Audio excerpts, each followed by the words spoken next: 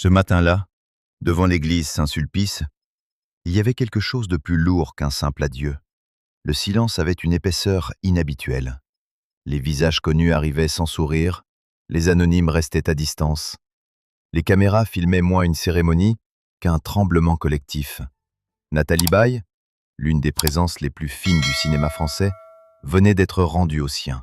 Mais dans cette foule tenue, presque pudique, un homme paraissait porter une part de chagrin que les mots ne suffisaient plus à contenir. Michel Drucker. Pourquoi l'animateur, habitué aux hommages, aux disparitions, aux grands départs du monde artistique, semblait-il cette fois si profondément atteint? Les obsèques de Nathalie Baye auraient pu devenir un rendez-vous mondain, une scène de plus offerte à la mémoire d'une grande actrice. Elles furent l'inverse. Une cérémonie sobre, recueillie, presque fragile, comme si chaque personne présente avait compris que la dernière élégance à offrir à Nathalie Baye était de ne pas faire trop de bruit. Il ne s'agissait pas seulement de saluer une carrière, il s'agissait de se tenir devant une absence qui, soudain, révélait tout ce qu'elle avait tenu ensemble. Le cinéma, l'amitié, la maternité, une certaine idée de la discrétion française. Michel Drucker est arrivé avec ce visage que l'on ne compose pas. On connaît chez lui l'art de la retenue, cette manière de parler des autres avec fidélité, de traverser les décennies sans jamais perdre le fil des souvenirs. Mais devant Saint-Sulpice, il n'était plus seulement l'homme de télévision. Il était l'ami, le témoin, celui qui avait vu Nathalie Baye entrer dans le métier, grandir dans la lumière sans jamais s'y brûler, devenir une star sans adopter les gestes des stars. À la sortie, ses mots furent simples. Une cérémonie simple, très émouvante, à l'image de celle que l'on venait de célébrer. Et dans cette simplicité, tout était dit, car Nathalie Baye n'a jamais eu besoin de forcer le destin pour exister. Elle avançait avec une douceur qui n'était pas de la faiblesse, avec une élégance qui ne cherchait pas à écraser les autres. Michel Drucker l'a rappelé en parlant d'une femme douce, gracieuse, élégante, attentive dans ses choix, jamais dupe du monde qui l'entourait. Ce portrait, livré après la cérémonie, avait la force des évidences tardives. Parfois, il faut qu'une personne s'en aille pour que chacun ose enfin nommer ce qu'elle représentait vraiment. Ce qui bouleversait peut-être Michel Drucker, ce n'était pas seulement la mort d'une actrice admirée. C'était la disparition d'une époque où les artistes pouvaient encore être immenses sans se raconter sans cesse, où le mystère n'était pas une stratégie, mais une manière de se protéger. Nathalie Baye appartenait à cette famille rare. Les célébrités qui ne réclament pas l'attention, mais l'obtiennent parce qu'elles savent habiter le silence. Et ce silence-là, ce matin d'avril, revenait vers tous ceux qui l'avaient aimé. À l'intérieur de l'église, les rangs parlaient d'eux-mêmes. Le cinéma français était venu, mais pas en parade. Des visages familiers, des compagnons de route, des amis anciens, des partenaires de plateau, des proches de Laura Smet. On sentait moins la solennité d'un événement officiel que la gravité d'une famille élargie par les années, les tournages, les fidélités discrètes. Dans cette nef, chacun semblait porter sa propre Nathalie Baye, l'actrice de Truffaut, la femme de caractère chez Godard, la mère blessante ou lumineuse des films plus récents, l'amie que l'on appelait sans cérémonie, la femme qui écoutait vraiment. Et puis il y avait Laura Smet, fille unique de Nathalie Baye et de Johnny Hallyday, portait ce jour-là une douleur que le public croyait connaître, mais qu'aucun regard extérieur ne peut mesurer. Elle avait déjà accompagné son père dans l'immense fracas national de décembre 2017. Cette fois, c'était sa mère. Une autre douleur, plus intime, moins tonitruante, peut-être plus nue encore. Face au cercueil, elle n'était plus seulement l'enfant de deux icônes françaises. Elle était une fille qui disait adieu à celle qui l'avait tenue debout. Son hommage a frappé parce qu'il ne cherchait pas les faits. Laura a parlé d'amour reçu, de force transmise, d'une mère fabuleuse, d'une amie rare, d'une femme amoureuse de la vie et des êtres. Elle a évoqué la rigueur que Nathalie aimait, les choses simples qui étaient son luxe, le silence qu'elle savait apprivoiser. Ces mots ont résonné comme une clé. Ils expliquaient peut-être mieux que toutes les biographies pourquoi Nathalie Baye avait traversé le cinéma français sans perdre sa ligne intérieure. Pourquoi certaines stars, après leur mort, semblent-elles soudain plus proches qu'elles ne l'étaient de leur vivant? Peut-être parce que leur disparition enlève le décor. Il ne reste plus les affiches, les prix, les couvertures de magazines.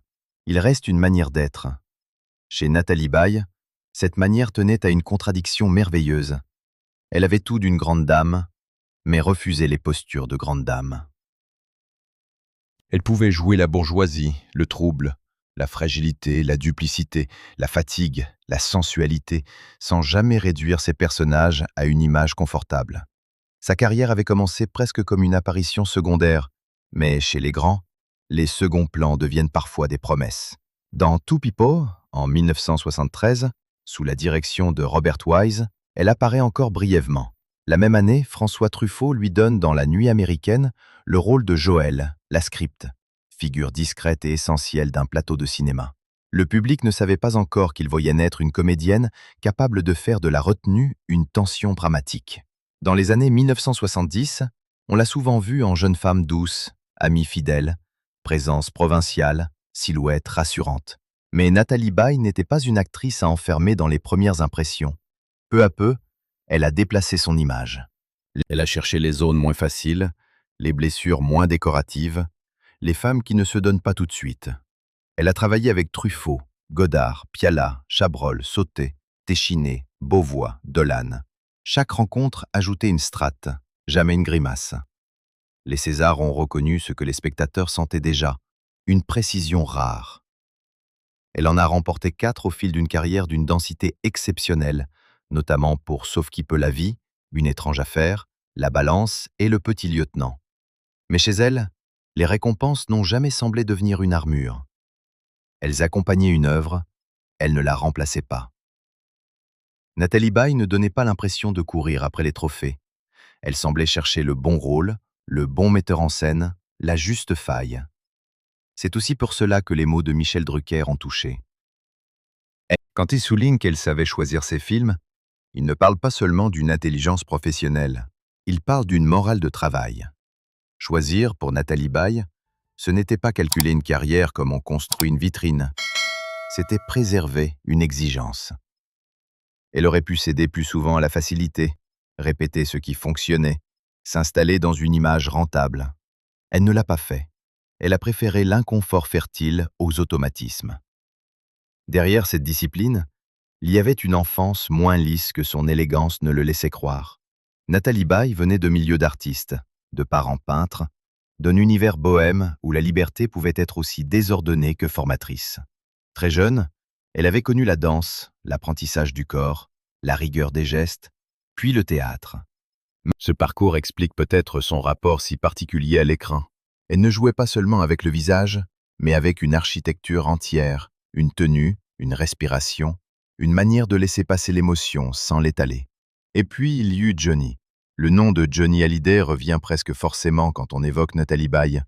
Mais il faut le manier avec délicatesse. Leur histoire a fasciné parce qu'elle réunissait 2 Frances que l'on croyait éloignées. Le rock populaire, incandescent, bruyant, et le cinéma d'auteur, plus feutré, plus secret. De leur amour est né Laura Smet. Longtemps, le public a regardé cette famille comme une constellation impossible. Johnny, l'idole nationale, Nathalie, la comédienne élégante, Laura, l'enfant devenue actrice sous le poids immense de 2 héritages. Mais réduire Nathalie Baye à cette histoire serait injuste. Elle a partagé la vie de Johnny Hallyday, oui, et leur couple a captivé les médias. Pourtant, elle n'a jamais semblé prisonnière de cette mythologie. Même au contact d'un homme que la France entière appelait par son prénom, elle a gardé son centre. Elle n'a pas construit sa légende sur l'ombre de Johnny.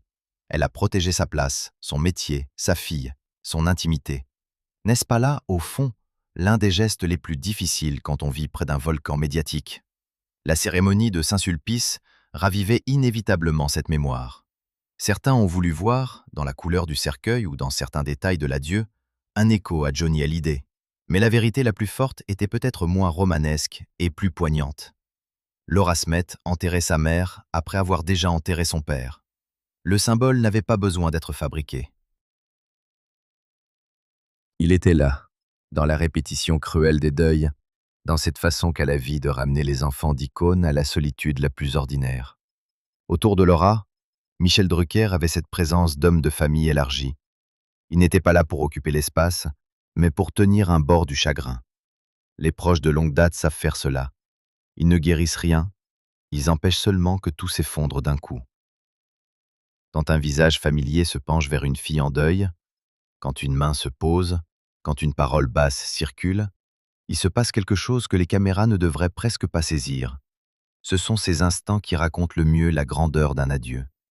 Alors, qu'a-t-il réellement vu, Michel Drucker, dans ses derniers moments avec la famille? Probablement pas un secret spectaculaire, pas une révélation brutale, pas une scène faite pour devenir légende.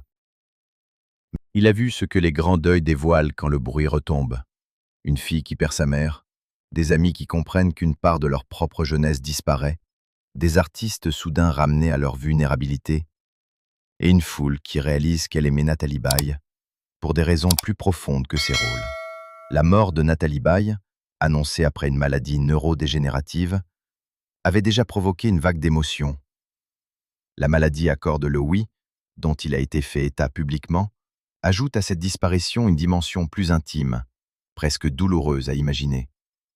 Celle d'une femme dont la présence, la mémoire, la finesse de jeu avaient été au cœur de toute une existence. Comment ne pas sentir l'injustice lorsque l'esprit d'une actrice, son outil le plus invisible et le plus précieux, se trouve peu à peu menacé. Mais il serait indécent de transformer cette maladie en spectacle. Nathalie Baye ne l'aurait sans doute pas voulu. Ce que la cérémonie a rendu visible, ce n'est pas la dégradation, c'est la dignité. Les proches ont choisi la pudeur, les mots sont restés mesurés. L'inhumation devait se dérouler dans la stricte intimité. Là encore, tout concorde avec l'image laissée par l'actrice. Une vie publique immense, mais une sortie sans tapage. C'est peut-être cela qui a tant frappé les admirateurs rassemblés dehors. Ils ne venaient pas seulement voir passer un cercueil. Ils venaient remercier une femme qui avait accompagné leurs soirées, leurs souvenirs de cinéma, leurs émotions adolescentes ou adultes.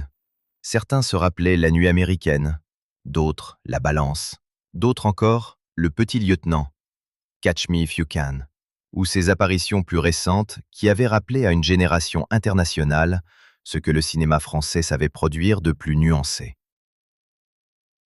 Dans Catch Me If You Can, elle était apparue aux yeux d'un public mondial en Mère française de Leonardo DiCaprio, sous la direction de Steven Spielberg. Beaucoup de spectateurs étrangers l'ont découverte ainsi, comme une figure élégante traversant un grand film américain. Mais en France, Nathalie Baye était déjà bien plus qu'un visage exporté. Elle était une mémoire. Elle était cette actrice que l'on retrouvait d'un film à l'autre, avec l'impression qu'elle ne trahissait jamais le réel. Le réel, justement, elle savait l'habiter sans l'alourdir. Chez elle, une émotion ne venait jamais avec des violons trop visibles. Un regard, une inflexion, un léger retrait suffisaient. Elle avait ce don de rendre intéressantes les femmes qui se taisent, celles qui encaissent, celles qui observent, celles qui mentent par protection, celles qui aiment sans mode d'emploi. Voilà pourquoi tant de jeunes acteurs l'ont regardée comme un modèle. Non pas seulement parce qu'elle avait réussi, mais parce qu'elle semblait avoir réussi sans se perdre. Dans un métier saturé de vanité, cette constance devient presque une exception. Nathalie Baye n'a pas traversé les décennies sans critique, sans fragilité, sans zone plus discrète. Personne ne le fait.